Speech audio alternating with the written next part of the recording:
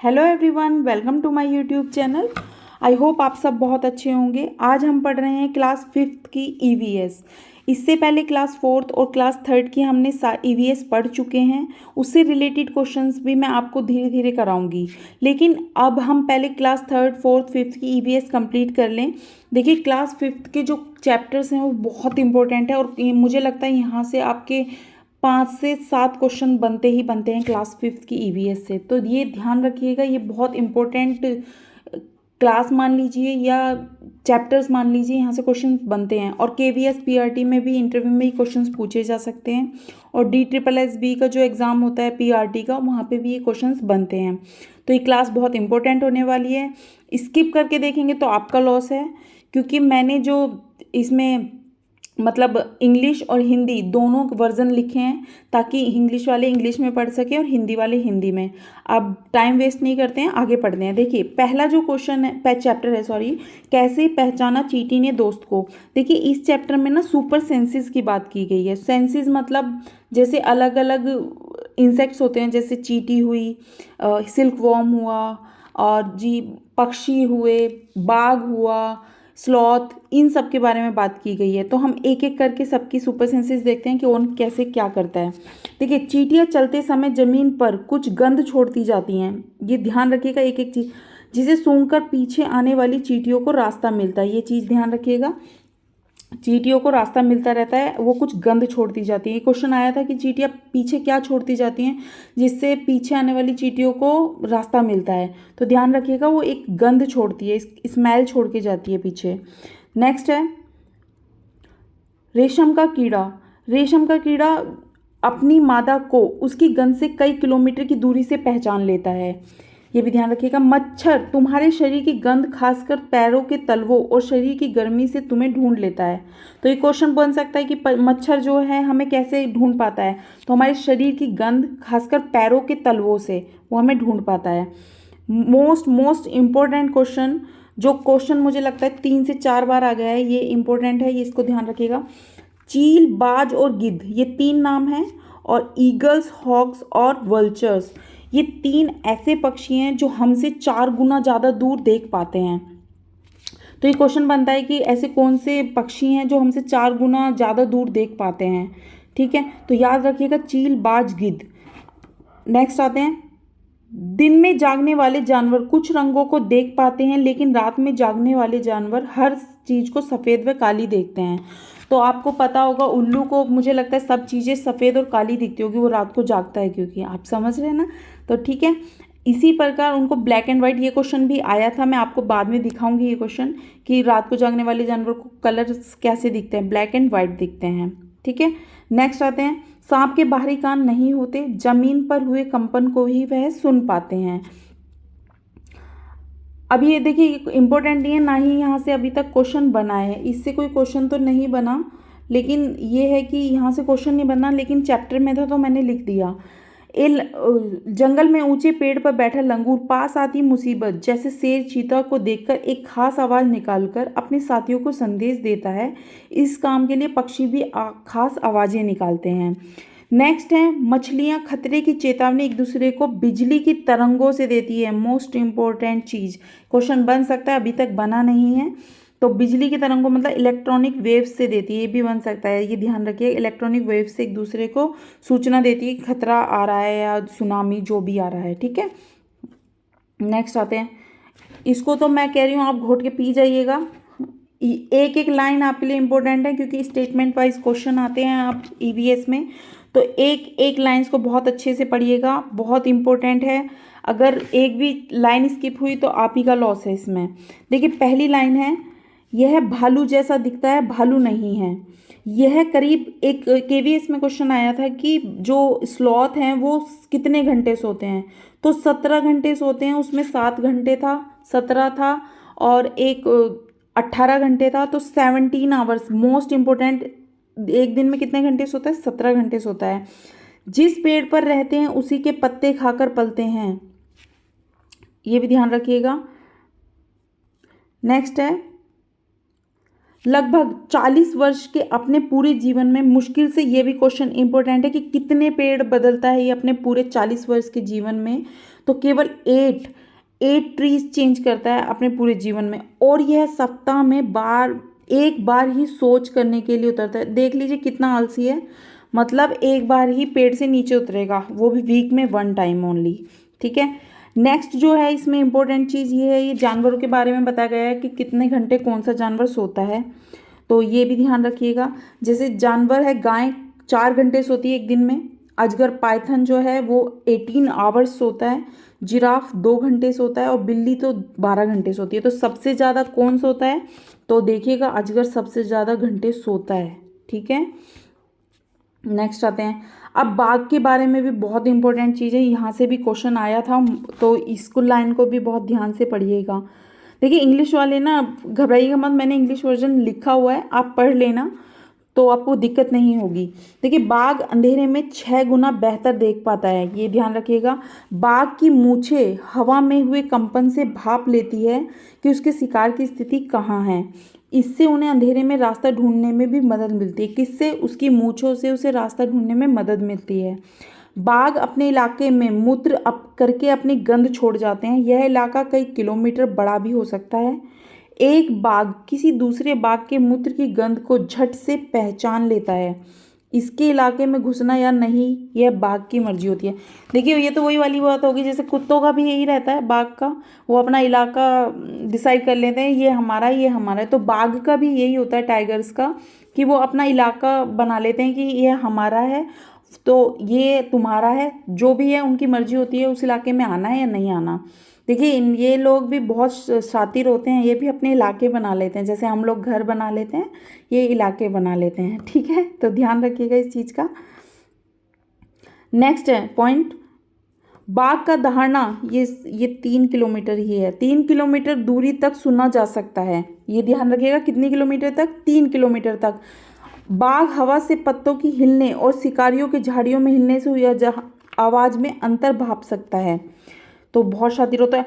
अब देखिए ये क्वेश्चन भी बहुत इंपॉर्टेंट है, मैं आपको जो चीज़ बता रही हूँ ना, ये मतलब ये क्वेश्चन आए हुए हैं, ये भी बहुत इंपॉर्टेंट है।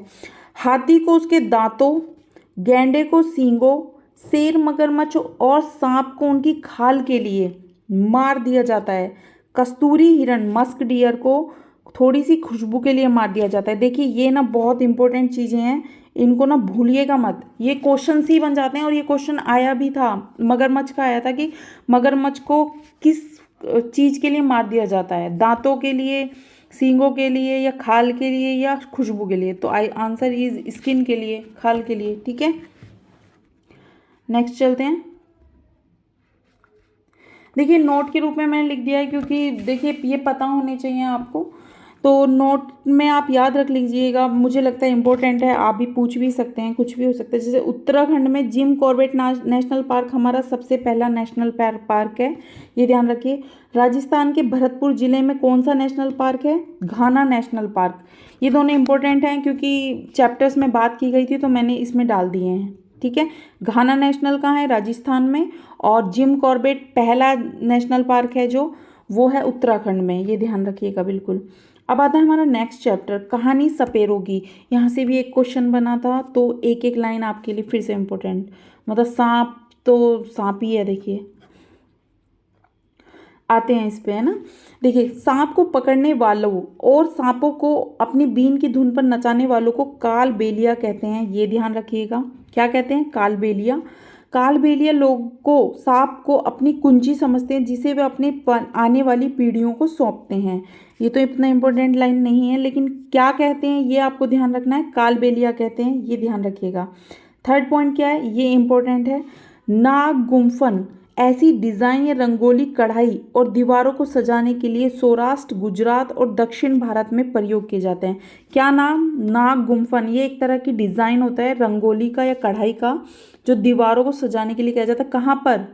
सौराष्ट्र और गुजरात में। ये बहुत इंपॉर्टेंट है, ये ध्यान रखिएगा। कहाँ पे होता है? दक्षिण भारत में किया जाता है ज़्यादातर, या गुजरात या सौराष्ट्र में। ठीक है, अब आते हैं, हमारे देश में केवल 4 जहरीले सांप पाए जाते हैं और चारों इम्पोर्टेंट हैं, नाम याद रखिएगा। ये क्वेश्चन भी आई थिंक आया था, मुझे ध्यान नहीं है लेकिन शायद आया था। तो नाग, स्नेक, कैरेट, दुबोइया और अफाई, ये इंपॉर्टेंट नाम है, ये याद रखिएगा। नाग, कैरेट, दुबोइया और अफाई, ये पूछ सकता है, आपको एक अलग नाम दे देगा और पूछेगा इनमें से कौन सा नहीं है। तो याद रखिएगा ये चारों इंपॉर्टेंट नाम हैं, रट के जाइएगा। नेक्स्ट आते हैं, सांप की एक छोटी सी बात हो रहा है। सांप जब किसी को काटता है तो उसके 2 खोखले जहर वाले दांतों से उस व्यक्ति के शरीर में जहर चला जाता है। It's 2 hollow poison teeth. ठीक है, तो पर्सन वो पूछ सकता है कि कितने खोखले दांतों से, 4 से, 2 से, 3 से, तो 2 से, ये ध्यान रखिएगा। नेक्स्ट आता है चखने से पचने तक, ये तीसरा चैप्टर है। इसमें हमने खाने की वस्तुओं को कितनी देर में पचता है हमारे पेट में उसकी बात की गई है। तो जैसे कि कच्चा दूध 2 घंटे 15 मिनट में पचता है, उबला हुआ दूध 2 घंटे में, पूरी तरह उबला अंडा 3 घंटे 30 मिनट में, कच्चा अंडा फेंटा हुआ 2 घंटे में। इसमें कुछ खास बातें थी नहीं, बस ये एक इम्पोर्टेंट चीज़ थी कि कालाहांडी जिला कहाँ है, ये पूछ सकता है। कि देखिए एक कोझिकोड नाम से भी एक क्वेश्चन आया था कि कोझिकोड जिला कहाँ है, तो ये केरल में है। तो ऐसे ही पूछ सकता है कि कालाहांडी जिला कहाँ है, तो उड़ीसा में, ये क्वेश्चन बन सकते हैं, तो मैंने ये लिख दिया है। नेक्स्ट आता है खाएं आम 12 महीने, मैंगोज राउंड द ईयर, गर्मी चल रही है आप भी मैंगोज खाइए, तो उससे रिलेटेड चैप्टर भी आ गया, यहाँ से भी क्वेश्चन बनते हैं, तो इम्पोर्टेंट है, पढ़ते हैं। आइए देखिए, पहली है आत्रेयपुरम गांव, ये कहाँ है, आत्रेयपुरम गांव आंध्र प्रदेश में, ये बात याद रखिएगा। मामड़ी तांदड़ा क्या होता है, मामड़ी तांदड़ा आंध्र प्रदेश में क्या कहा जाता है, किसको, आम पापड़ को, मामड़ी तांदड़ा, मामड़ी तांदड़ा क्या, आम पापड़। नेक्स्ट आते हैं, अब ये था कि जो आम पापड़ है या आम है उसको हम कैसे बचा सकते हैं, मतलब अचार बनाते हैं तो उसको कैसे, फफूंदी लगने से कैसे बचा सकते हैं, उस चीज़ के बारे में बात की गई है। देखिए एक ये है, शीशियों में अचार रखने से पहले शीशियों को धूप में रखा जाता है, क्योंकि शीशी में थोड़ा सा पानी रह जाए तो अचार में फफूंदी लग जाएगी। तो ये नहीं आचार है यहाँ, ये नहीं तो अचार में फफूंदी लग जाएगी। ठीक है, जैसे before placing a pickle in the vials are the dried sun because if little water remains in the vial otherwise the pickle will be get mouldy. ठीक है, तो अगर पानी, शीशी में थोड़ा सा भी पानी या नमी रह जाती है तो वो अचार को क्या कर देगी, खराब कर देगी, फफूंदी लग जाएगी उसमें।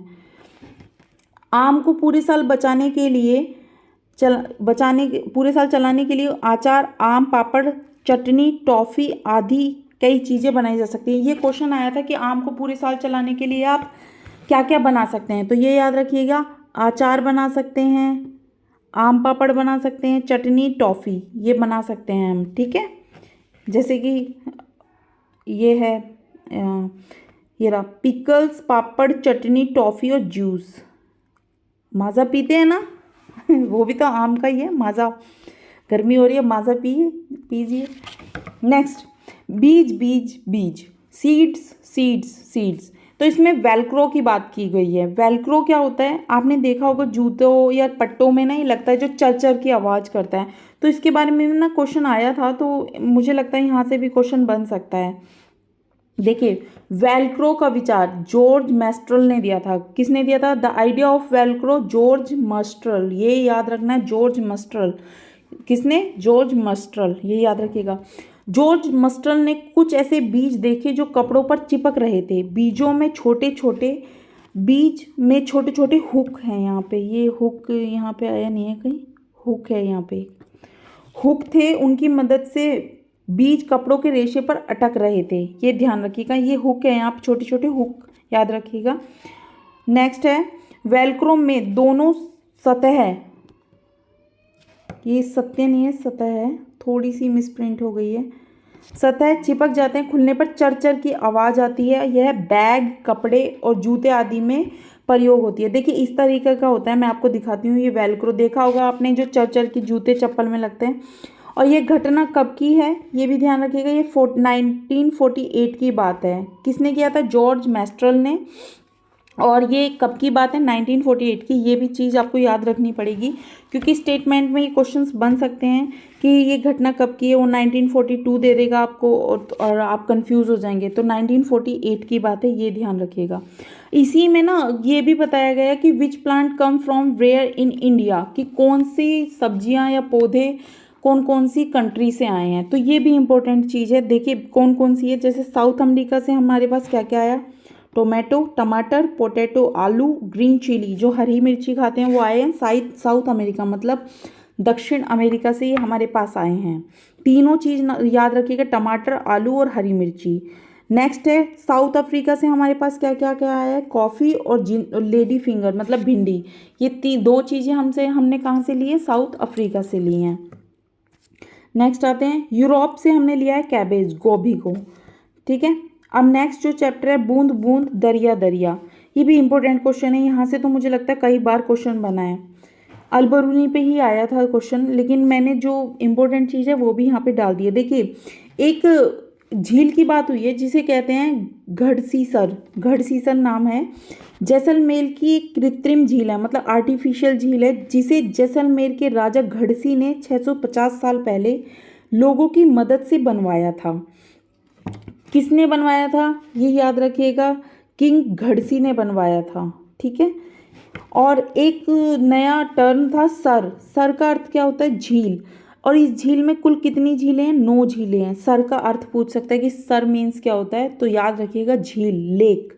ठीक है, इंपॉर्टेंट पॉइंट्स हैं, बहुत हेल्प होगी आपको इनसे, लेकिन पढ़ना पड़ेगा। स्किप करके देखेंगे तो आपको कोई बेनिफिट नहीं होगा, क्योंकि स्टेटमेंट वाइज क्वेश्चन में आपको पहले तो आपको कॉन्सेप्ट क्लियर होना चाहिए, और कॉन्सेप्ट जब क्लियर होगा जब आप एक एक लाइन पढ़ेंगे। तो मैंने वहीं से ही ये पॉइंट्स निकाले हैं।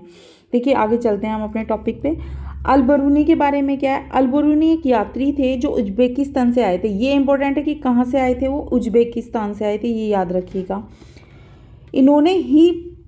उन्होंने लोगों के कौशल का उल्लेख किया है। झीलों के चारों ओर चबूतरे बनाने के लिए कौन सी छड़ों का यूज़ किया जाता है? लोहे की छड़ों का। वो पूछ सकता है प्लास्टिक की छड़ों या लोहे की छड़ों, लकड़ी की छड़ों। तो याद रखिए लोहे की छड़ों का प्रयोग किया गया है। किसको बनाने के लिए? चबूतरों को बनाने के लिए। ठीक है, आगे चलते हैं। चबूतरे कैसे होते हैं वो भी दिखाएंगे अभी। चबूतरों के बीच ऊपर और नीचे जाने वाली सीढ़ियां बनाई गई हैं, क्योंकि लोग कुएं से पानी खींचने के लिए बजाय सीढ़ियों से उतरकर पानी तक पहुंच सकते थे, इसलिए इन्हें बावली कहते थे। बावली मतलब स्टेप वेल्स। ठीक है, स्टेप वेल्स देखिए कैसी होती हैं ये, देखिएगा। देखिए इस तरह की देख रहे हैं आप लोग, कितने मतलब पहले लोग कितने देखिए स्टेयर्स जा रही हैं, ये ऊपर नीचे जा सकते हैं। पहले लोग कुएं से नहीं ऊपर से नीचे आते थे पानी लेके, फिर ऊपर जाते थे। स्मार्ट वर्क करते थे लोग, और ये राजस्थान में आपको देखने को बहुत मिलेगी ये चीज़ें। नेक्स्ट चलते हैं।